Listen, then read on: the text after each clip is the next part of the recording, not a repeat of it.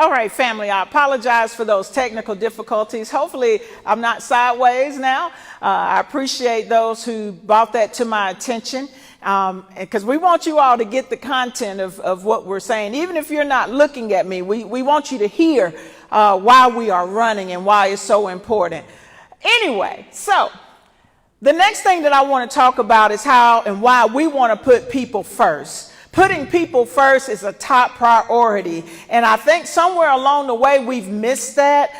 We've made all kind of concessions for the visitors, which we want to do that. I'm not knocking tourism. We need tourism. We need those tax dollars to make the city do what it does. But at the same time, we cannot negate the home team. We cannot negate the home team. So I'm going to offer you open, transparent leadership. That's going to be the cornerstone of why we are running, when we get in office, the same thing that I've given you over these last 8 years as your council representative. Leadership that will keep you informed.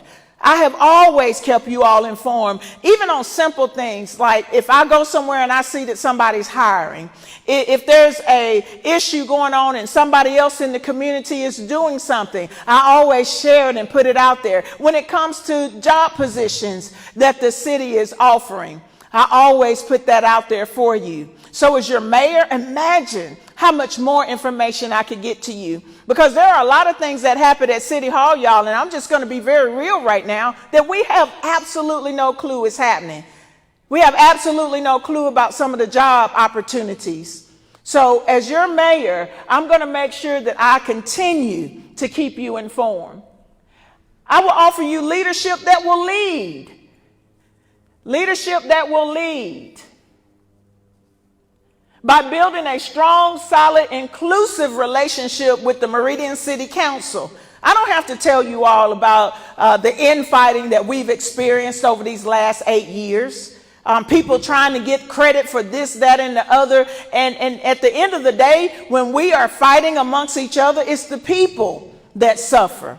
It's us missing out on business opportunities because it looks like the business folk, the leaders of the community, don't know how to conduct a simple business meeting. As your next mayor, you can make sure, I can assure you that I will have a strong, solid, inclusive relationship with the city council. Why? Because I've sat on the city council 8 years. I understand the role of the city council, and I know how important that relationship is. We have to work together. There will be no big I's and little U's. There will be no competition, no secret competition, because this council member is getting a little bit more attention and aggressive and keeping things in front of me and getting things done. We're all in this together. And when we all begin to put the people first, it won't even matter who gets the credit.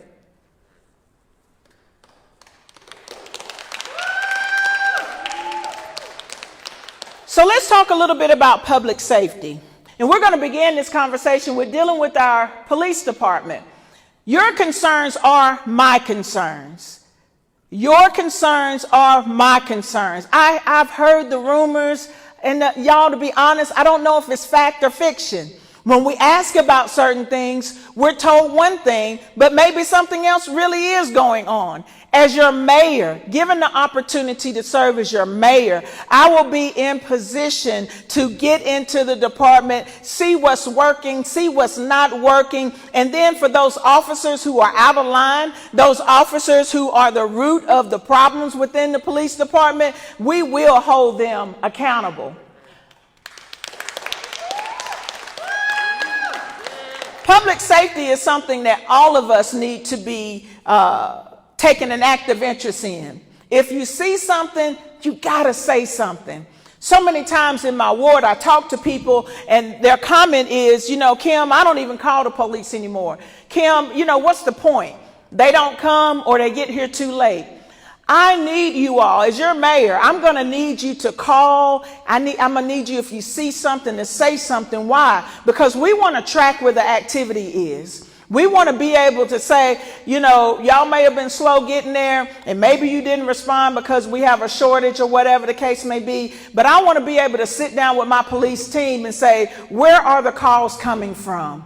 And when we know where the calls are coming from, you can rest assured that we're going to make sure that we put people in that community, in that area. We're going to up patrol. We're going to do what we have to do to make sure that if they are concentrated in a certain area of town, we're going to try to do what we can to run them out. We're going to run them to the county. How about that? Another thing that I've encountered with people along the campaign trail, they want to know, well, are you going to get rid of the police chief? I can't sit here and tell you all that I'm going to go in and uproot anything. Because at the end of the day, I talk to a lot of officers, and a lot of officers are telling me that they're so glad that we finally got some consistency.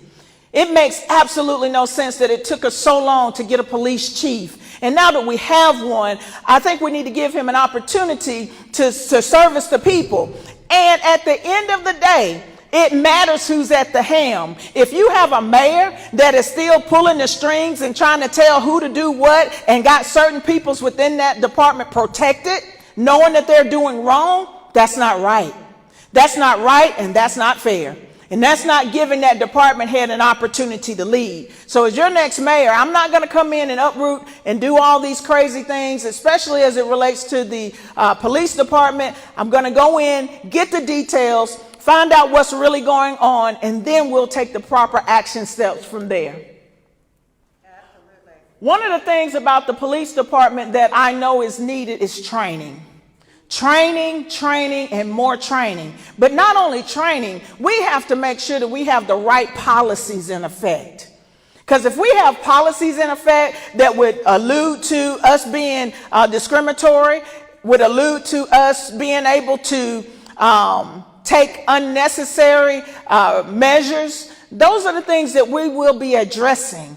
We'll be addressing that with our Community Policing Advisory Council. And we're going to call that CPAC. Can y'all say CPAC? That's going to be our Community Policing Advisory Council, CPAC. That's going to consist of individuals from each ward. We're going to work with the city council and ask them to provide us a person from their district. We're going to have the NAACP, the sheriff's office, of course, our police office. We'll have a senior citizen to sit on that board because we need to hear from our senior citizens. It bothers me that our senior citizens feel unsafe. Our senior citizens feel like they can't sit on their front porch. And not just our senior citizens, we have some middle-aged folk that feel that way too. But that bothers me. So we want to have somebody from our senior community there. We want to have a pastor or two to represent on that particular council. Also, the Panhellenic Council. For those of you who may not know what that is, I am a member of Delta Sigma Theta Sorority Incorporated. And the Panhellenic Council is a lot of Greek and fraternal organizations who provide leadership, community service, and mentoring and all those kind of things. But if we partner with organizations like that, they can help us be the eyes and ears. They can help us maybe become advisors within what they're hearing as it relates to policy and things of that nature. And we'll also make sure that we have either the city council president or vice president to serve on the CPAC, Community Policing Advisory Council. And when we do those things, we'll be able to build community trust. Community trust development is going to be key in our police department being able to move forward, in our police department being able to function, and for our citizens to feel safe once again.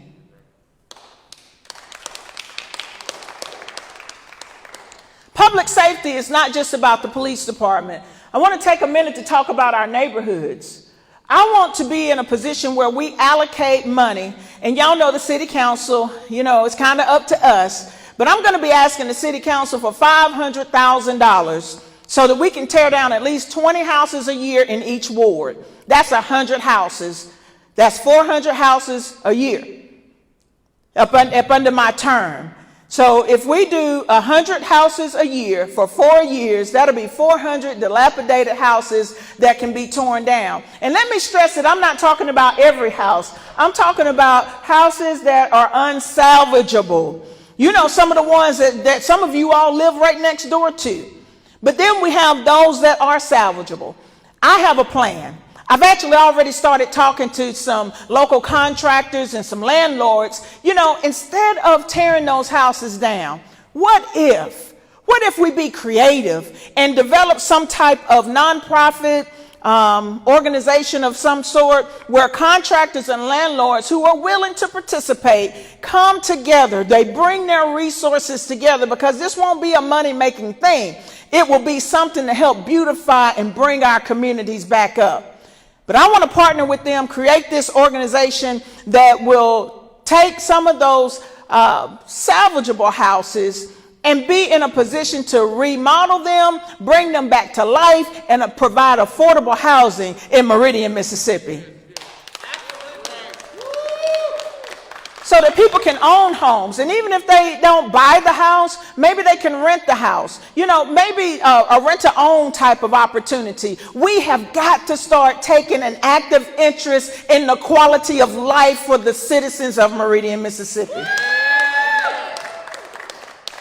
We want to also create community partnerships with local contractors and landlords, as we said. And then, of course, sidewalks.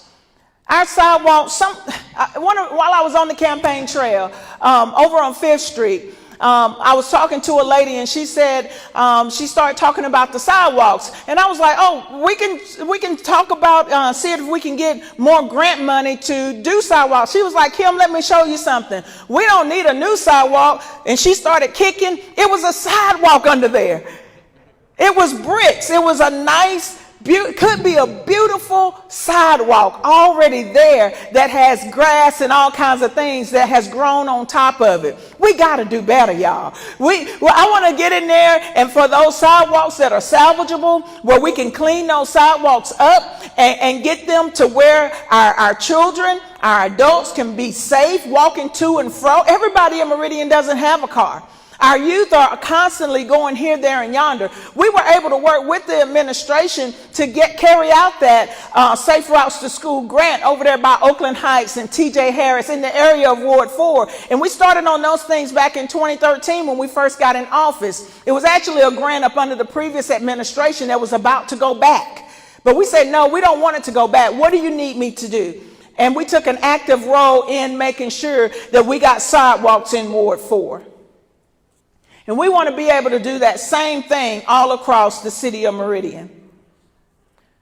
So let's talk again about public safety as it relates to emergency management.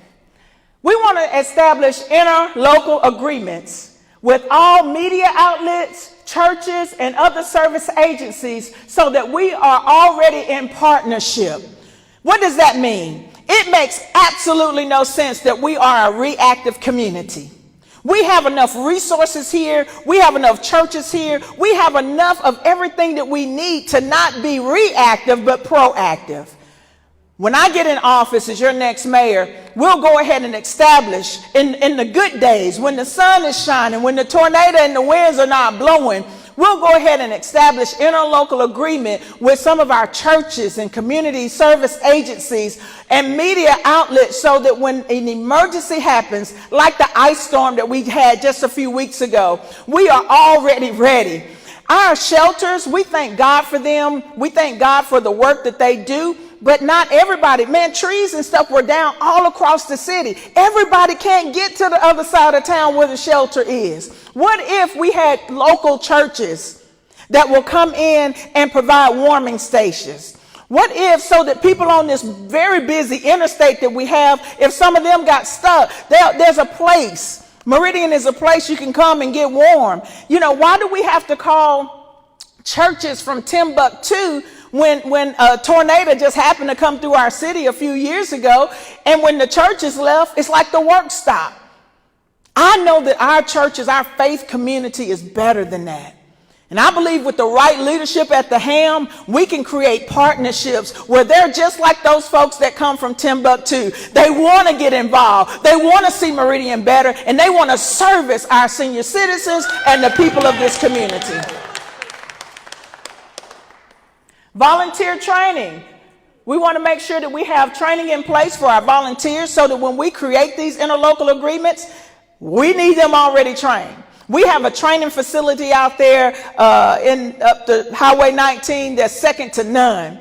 We can provide training on how to use the chainsaws, provide training on what to do in case of an emergency so that our people are ready. We want to make sure that we have something in place to address our senior citizens. Some of our senior citizens, y'all, are all alone. I want to have like a questionnaire, if you will, something that they can fill out. This is being proactive now. Leadership is, to me, is about being proactive and not reactive. I want to have something they can fill out. I need family members, whoever, to help with this effort, but they can fill that particular form out so we can identify where our seniors are. And when the tornadoes come, when the ice storm comes, if nobody else is checking on our senior citizens, we already have a liaison, a senior citizen liaison from the city of Meridian that is going by and checking on our senior citizens. Our senior citizens will matter to this administration, because at the end of the day, rapid communication will lead to a rapid response, and that rapid response will lead to rapid recovery. Infrastructure, the hot topic. I'm not going to sit up here or stand up here today and make you a lot of promises about I'm going to get every street paved by the end of the year. I'm not going to make you an empty promise that by the end of my 4 years, every street in Meridian will be paved. And if somebody else makes that commitment to you, they're lying. I've been on the city council 8 years, and paving has always been a priority. We've all talked about it. We all recognize the need for it. And we're just now getting to a place where we can figure out how to get it done. As your mayor, I will continue with those efforts. But the difference is we'll have the right people in the right positions to make sure that it's a fair process. Right now, we did pass that $12 million bond, which I was in favor of, because I've had enough life experience to understand that sometimes you have to borrow money to get some immediate needs done. It sounds good to save this and to pull here and do that and wait till you got enough money to handle it all. But to be honest, if we tell the truth about it, we probably need $100 million to pave every street in Meridian, Mississippi. This $12 million bond is just the beginning. It's a shot in the arm. It's something to help us get the ball rolling.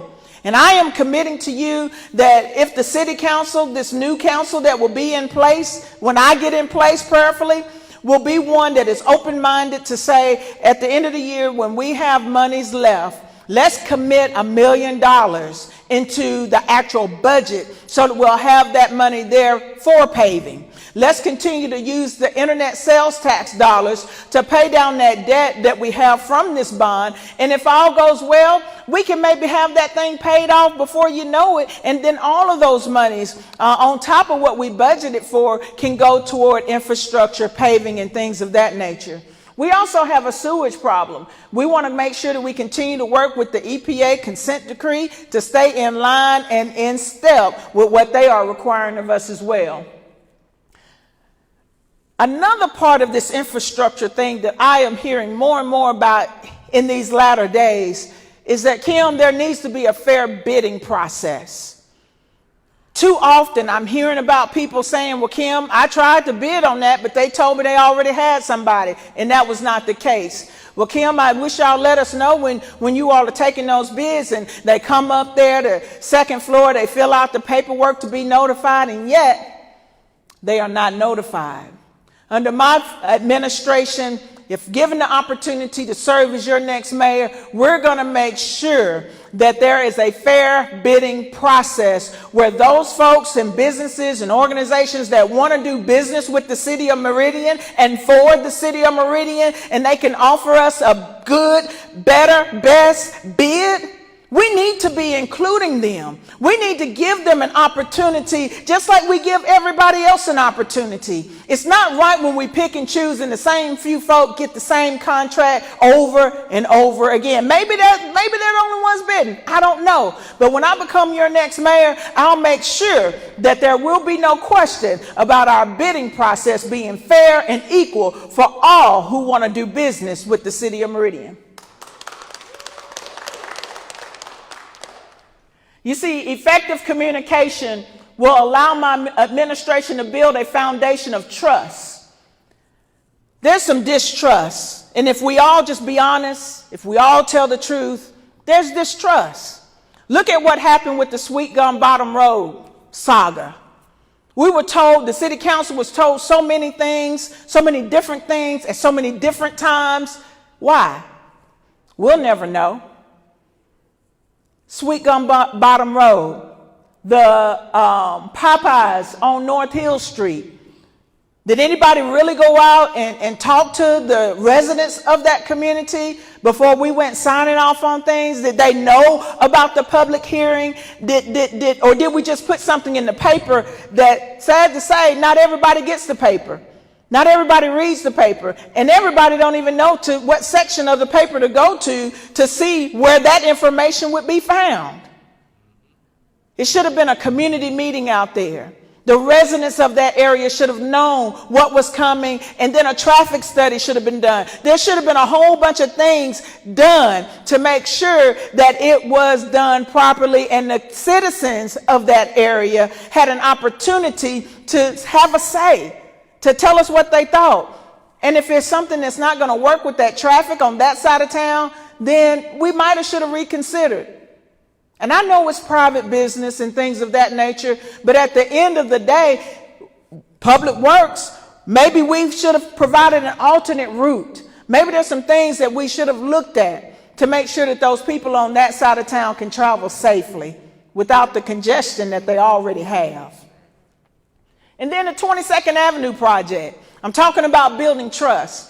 If it had not been for some of the business owners reaching out to me and letting me know that, Kim, no, we are not happy, we are not satisfied, and giving them an opportunity to come and speak before the entire city council, we would have never known that they never had been communicated back to. They sent in their concerns and all of those things, and I'm told by each and every last one of them that their concerns were not answered. What if the city council trusted the administration and we passed that thing? We would have looked bad because we were trusting the administration to give us right information. As your next mayor, I am committed. I got too many people watching me, y'all. My parents, my children, my pastors, other community folk that look up to me, that have mentored me and talked to me over the years. And my God, I have too many people that I am accountable to take things for granted and mislead you in any kind of way. So let's switch gears a little bit. Let's talk about economic development. Thank you, babe. Let's talk about economic development. Economic development. City government must get along and show that we know how to conduct business if we are going to attract business. Would y'all agree with that or not? If we're going to attract business, we need to look like business leaders, correct? And I don't know about you, but there are some council meetings that we don't look like we know how to conduct business. And sometimes as president, I get a lot of shots taken at me because I don't allow the foolishness to go on. But I know that there's a bigger picture. I know I have enough mature leadership to know that the world is watching. Economic development is a priority for me, and so I'm not going to sit there and just allow the circus to go on. I want to create an economic development task force. This economic development task force would be comprised of a city council member, board of supervisor member, the Meridian Public School District, Lauderdale County School District, Meridian Police Department, Lauderdale County Sheriff's Department, MCC, MSU, Community Development, Community Leader, and the EMBDC. Now this task force, you might say, what would be the deal or the purpose with them? When they don't come to us, when businesses do not come to us, this task force, we're going to go to them. We're going to go to them with a plan. We're going to go to them and say, hey, you got choices with the school system. We're going to go with them with our public safety. We have the sheriff's office and the Meridian Police Department. We're going to go with them and say, even with higher learning, we got a trade school, MCC, like no other, Meridian Community College. We also have MSU Meridian. We're going to go to them with our council representative and our supervisor. If they do not come to us, this task force, we might have to load the bus up and go to them. I think sometimes we take it for granted. We're sitting around waiting on everybody to choose us. What if we be intentional about choosing them? What would Meridian look like? If given the opportunity to be your next mayor, I want to go to them. I want to bring Meridian to them, and then I want to bring my entourage with me. This is how I believe we can get things done and put Meridian on the map. Meridian must become attractive in every area and with my leadership style. Leadership style matters. I don't know if y'all believe that or not, but leadership style matters. I think I'm going to leave that right there. I'm going to let y'all just chew on that a little bit. All of us in this race has a different leadership style. What style does Meridian need? Meridian is comprised of some good people with good hearts that just need the right direction. None of that funny bunny stuff. None of that always trying to find corruption and always looking for the worst and not the best. None of that division, that spirit of division that some leadership styles bring. I want to be your mayor that will bring a leadership style to the city that every single resident can be proud of. So when I represent you, when I go wherever, if I go to Timbuktu, you'll know that I'm over there representing Meridian well.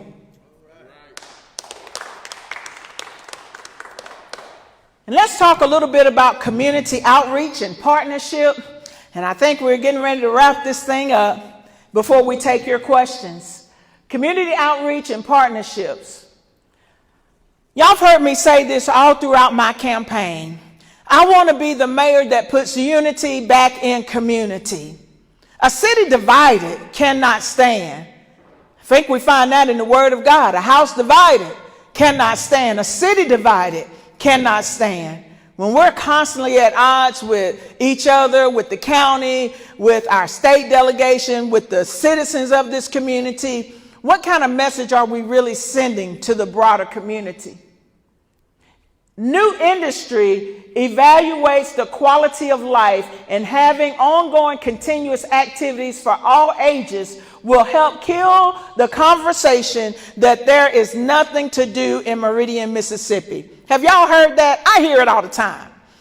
There's nothing to do in Meridian, Mississippi. So what I would like to develop is a cultural affairs community initiative. A task force, if you will. I'm big on task forces. I believe we just have to be intentional. And once I get in office, some of these names may change. But the idea of the initiative is to plan and budget for all city-sponsored activities throughout the year, and then call on the business community, call on these organizations and businesses that are benefiting.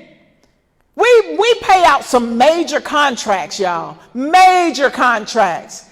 And I don't even know if we're actually going to those same contractors that get the $2 million, $5 million, $6 million jobs and say, hey, we got Martin Luther King Day coming up. We want you to be a sponsor. We have the 4th of July coming up. We have arts and entertainment and all these things coming up, and we want you to be a sponsor.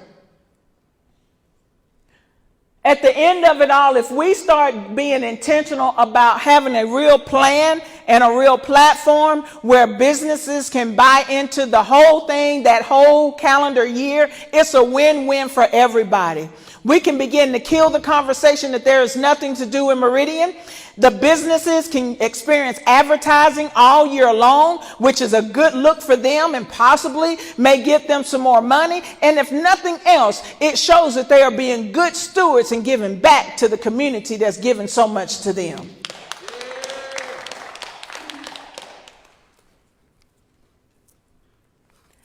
As we get ready to close today, I wanted to end with this. This is a big deal to me. Y'all know since 2013, I have been committed to taking an active interest in the welfare of our youth. I found one of my push cards from when I first ran for city council, and that was one of the main statements on there, an active interest, meaning that I don't mind serving on a board, meaning I don't mind opening car doors and serving on the PTO. It means I don't mind being creative and helping them getting playground equipment and things of that nature, or getting the cafeteria painted. But as your next mayor, what I would like to do is establish a partnership. And this new youth initiative, the high school students will have to name it, because every name that I came up with, my team is like, and every name that they came up with, I was like, So we're gonna give our high school students an opportunity to name this particular program, this particular initiative. We talk so much about our senior citizens and how some of them need assistance. I get the phone calls all the time. Miss Houston, there's a tree limb. Miss Houston, there's this. Miss Houston, there's that. And so our senior citizens need help within this community. We talk a lot about crime. We talk about community cleanups and overgrowth. All of these things are a concern throughout the city of Meridian. I want to establish a partnership with the Meridian Public School District, with the Boys and Girls Club, the Carter Foundation, and other youth organizations that really work with youth. I want to develop a partnership with them and provide handyman and women services to our senior citizens. I want to be able to provide an opportunity to get our kids off the street and provide them with employment opportunities. This employment opportunity is going to be a win-win for the entire city of Meridian. We talk about the trash on the streets. Oftentimes, our departments are so wrapped up and tied up. We don't have the Keep America Beautiful, right now, Keep Meridian Beautiful commission that we used to have years ago. And I don't know, for whatever reason, people just throw trash out on the streets. And some areas and neighborhoods are worse than others. What if we employ our youth, give them something to do that will have a positive impact on our city? What if, since our public works department is so overwhelmed with trying to get paving done and other meticulous things that can't everybody do, what if we employ our youth to help maintain and cut the grass at some of these overgrown lots? What if we give those individuals, the youth of our community, who have the potential, they just haven't tapped into it yet, what if we give them an opportunity to serve in such a way up under mentorship that will put a little money in their pocket, will teach them a work ethic, and possibly launch them into entrepreneurship? That's what I want to do as your next mayor. Well, you might say, well, Kim, that sounds good, but how are you going to fund it? The city council is not going to give you any money for that. Well, they don't have to. I'm committing $25,000 of my first year mayoral salary to jumpstart this program. $25,000. That's $2,000 or so out of every monthly check. Y'all, the mayor's office makes $80,000 a year. I'm just going to be very transparent. $80,000 a year. So out of that $6,000, I want to put $2,000 of it back specifically into this program. And then I want to host, thank you. Then I want to host what I want to call a youth or educational charity ball, youth and charity ball, sponsored by the mayor. The mayor's youth and charity ball. There it is. I had to get it out. This will be an opportunity again to call on like-minded individuals, folks that believe that our youth need an opportunity, folks that believe our youth need something to do, positive to do, folks that want to give them a reason to stay in our city and not run from our city, folks that talk about we need this, that, and the other done. This is an opportunity for us to pool our resources together. I believe if we build this fund and build it the right way, we will see positive change, not only with our youth, But our senior citizens can have somebody that they can call on to fix that flower bed, to do that little painting, to fix that eave or overhang, or cut that little limb that keeps breaking their fence. We'll be able to clean those lots. We'll be able to keep that trash picked up in certain areas, because we got enough vacant lots that we can assign pretty much a yard to probably a whole bunch of youth to maintain, an area to a group of youth to maintain. I want to do that, and I'm willing to put skin in the game, to take the burden off of the city council, to take the burden off of the taxpayers. I'm willing to put skin in the game to say, look, this is something that will work. I don't have all the nuts and bolts of how it would go, but I do know this. I'm willing to put what I have to put in it, because some people have talked about it. Well, Kim, are you going to keep your insurance agency? Of course. I've built that for the last 23 years. I'm not going to walk away from that. I have staff. I have people in place to run that business for me, just like they're running it now. The city council members do not have an office. We do not have cell phones. We do not have a car. All the resources and things that I have given while I have been your city council person has been resources and monies that have come directly from my pocket. My commitment is not just going to start here as your mayor. My entire city council check goes to fund that Sarah's Daughters Leadership Academy that I told you all about. I'm not afraid to give back. Me going into this position is not about the money. It's not about building a name. It's not about the position. There's a reason that I am running for mayor, and that reason is all of you. That reason is the people of this city. That reason is bigger than me. And I just need an opportunity to show you what I can do as your next mayor.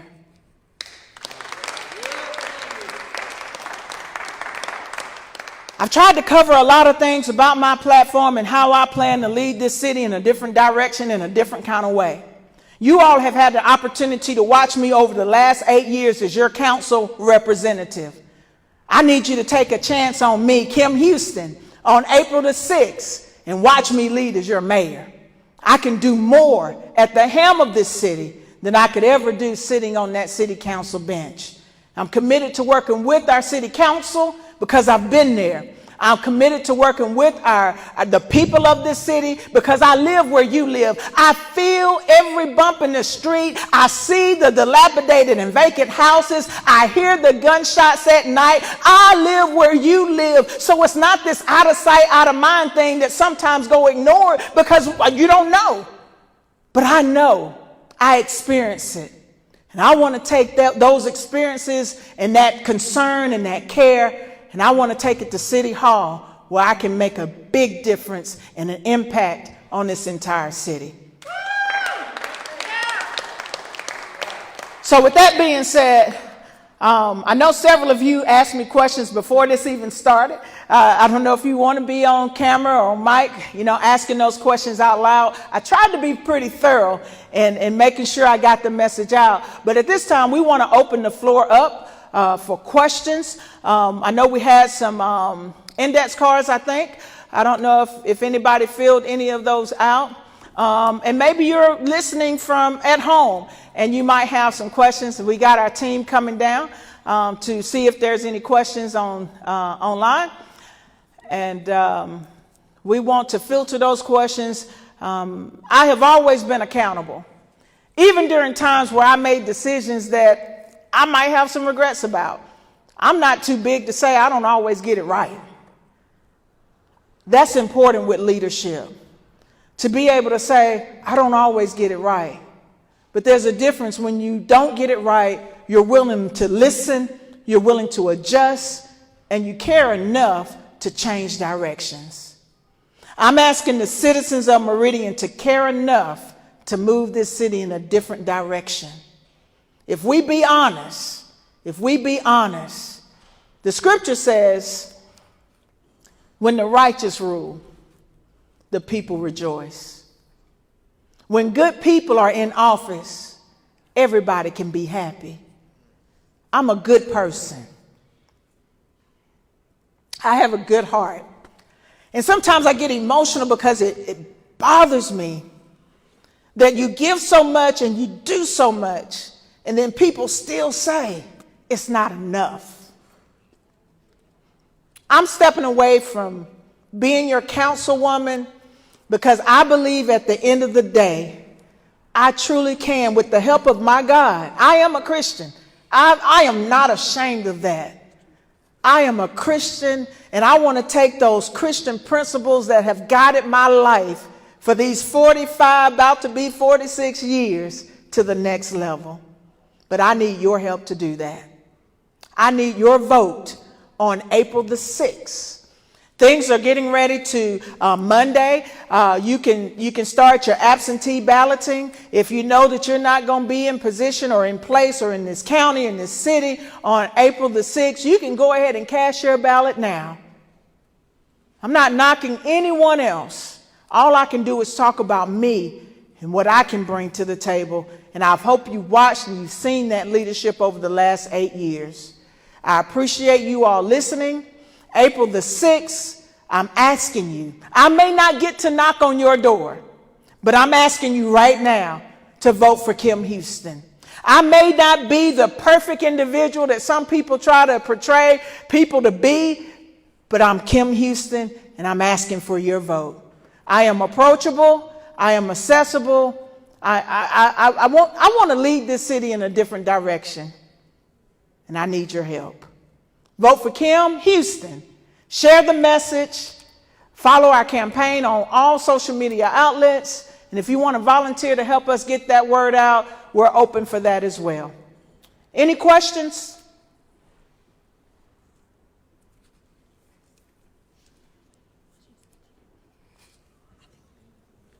All right. If there are no questions at this time, I hope I've covered everything. Thank you all for tuning in. Please share this video. Make it go viral. I appreciate you. I'm Kim Houston, and I'm asking for your vote on April the 6th.